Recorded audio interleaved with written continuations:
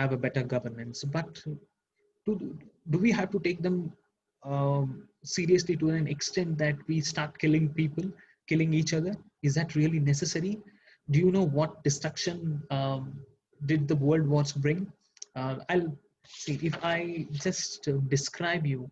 Maybe it will not show the amount of impact that these world wars had, how devastating they were. I'll do a thing. I'll show you few pictures of world wars, and you can just see them.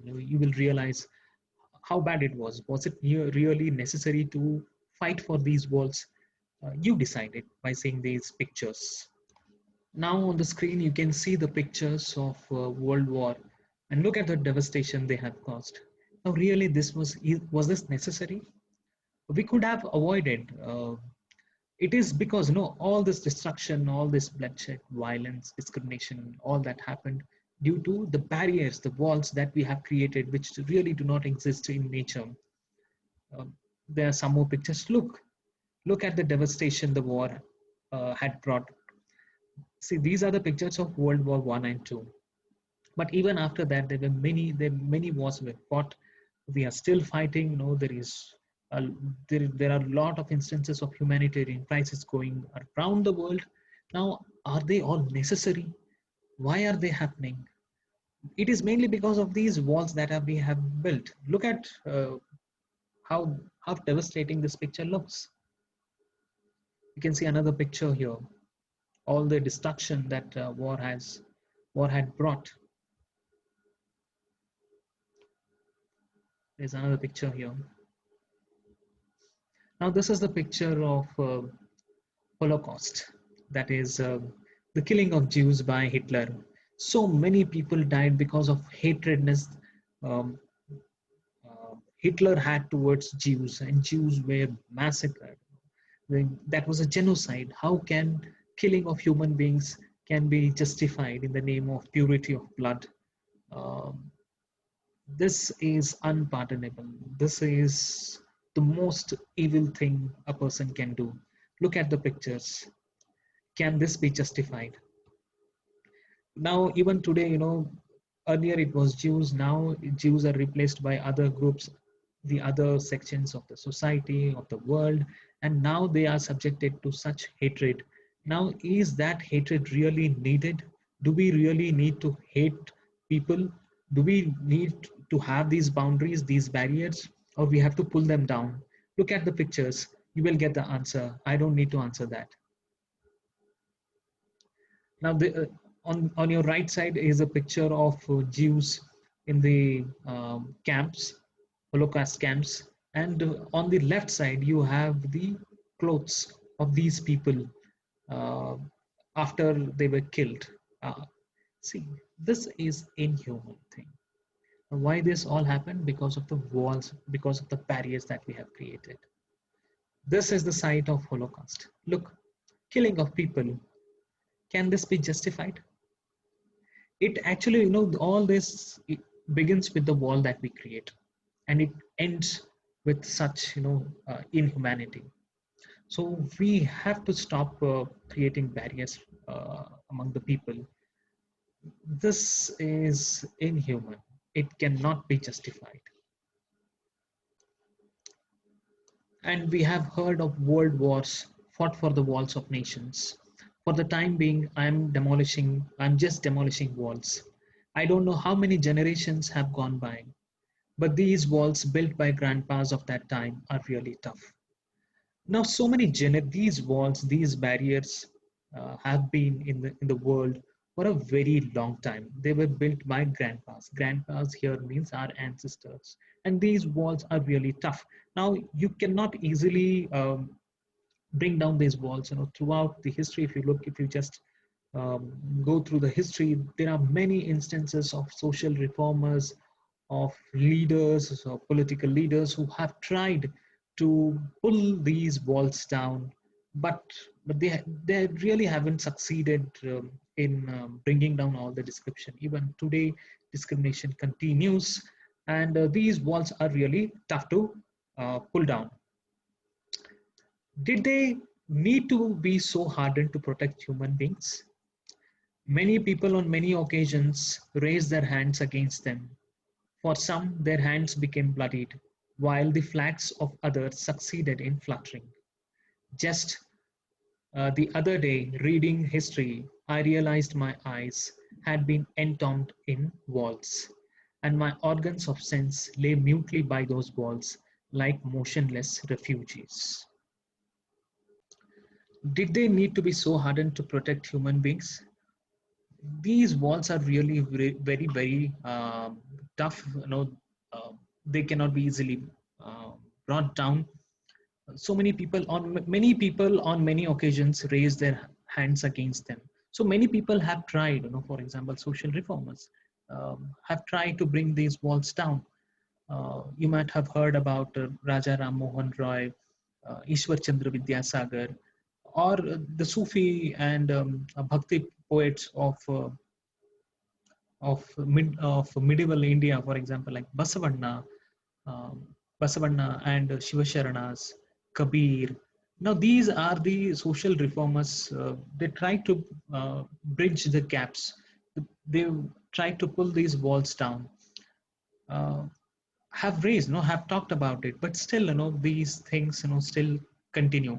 For some, their hands became bloody. When they tried to do these things, there was blood on their hands. There was bloodshed, while the flags of others succeeded in fluttering.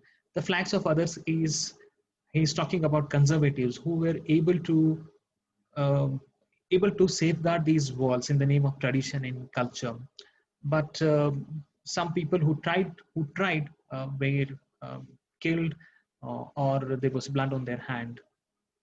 Just the other day, reading history, I realized my eyes had been entombed in walls, and my organs of sense lay mutely by those walls like motionless refugees.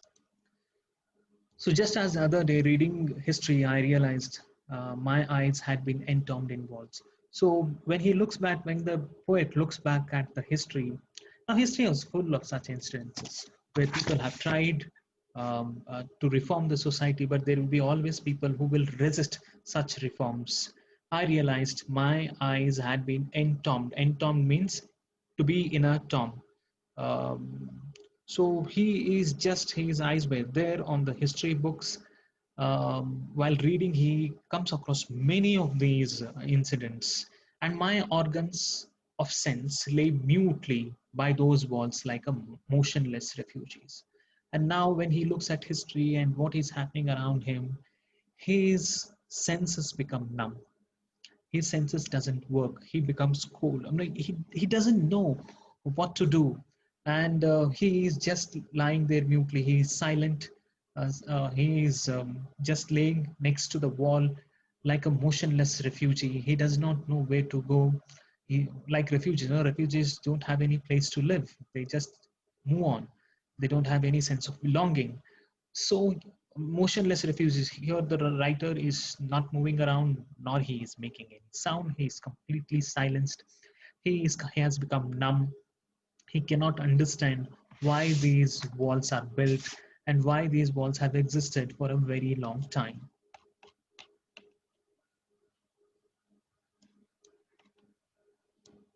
On inquiring, I found out the walls themselves had been drugged with opium.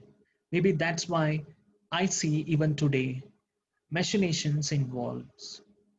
Now he started inquiring, he started questioning that why are these walls have been standing for centuries together. Now he got an answer. Why? Because they have been drugged with opium. Opium is drugs. And in the sense, it has become an addiction. The whole history, society has become addicted to these social evils, social barriers. People like to have them. There are people who want to get rid of them, but the people who want these barriers to be, they have become addicted to it. They cannot get out of it. Maybe that's why I see even today machinations in walls. Machinations means conspiracy. So even today there are conspiracies for keeping these social barriers, keeping these walls alive.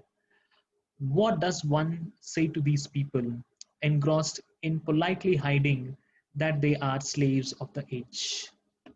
I myself should break down these walls and should become a compass to them. Now, what does one say to these people engrossed in politely hiding that they are slaves of the ages? Now, many people who have been living the life of slaves for centuries together. They are not rebelling against them. So the poet decides, I myself should break down these walls and become compass to them. Now, there are peoples who have been living the life of slaves for centuries together. They are not breaking these shackles, they are not breaking these walls. So the poet has decided himself to bring down these walls, and he wants to become a compass. He wants to become their guide so that they can realize that they are living the life of slaves and they can be freed. And he wants to become a compass, a guide to that such kind of to these people who are living the life of slaves. That's why, with a special purpose, I have taken this job. I won't be finished right away, but I too don't wish to. I I too don't wish to finish right away. So, with this very special purpose, he has taken this job, the job of pulling down the wall. It won't be finished right away. He knows that the breaking down of these walls will not be done in a few months or a few years. It will take a long time. This is a struggle for a very long time. This is not a struggle of a month or a few years.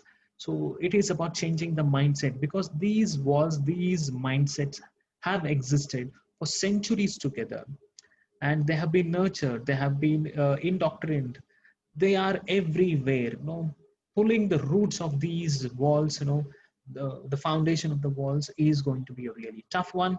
Even the author, even the poet is quite aware of it. He says, it won't be finished right away, but I too don't wish to finish right away, because if a revolution cannot succeed if it is done in a very haphazard manner, because these walls, these discriminations are very systematic, so it takes a lot of time. Once I have smashed these walls, new houses will take birth, spacious and lovely. Only those who can endure space wide enough to gallop in should live, or else they are welcome to die. I will offer a memorial prayer and be done with it. So the poet here wants to smash these walls, and he wants to build a new house. A new houses will take birth, spacious and lovely. And these new walls, he wants to bring down the social order which we have, which is full of social evils.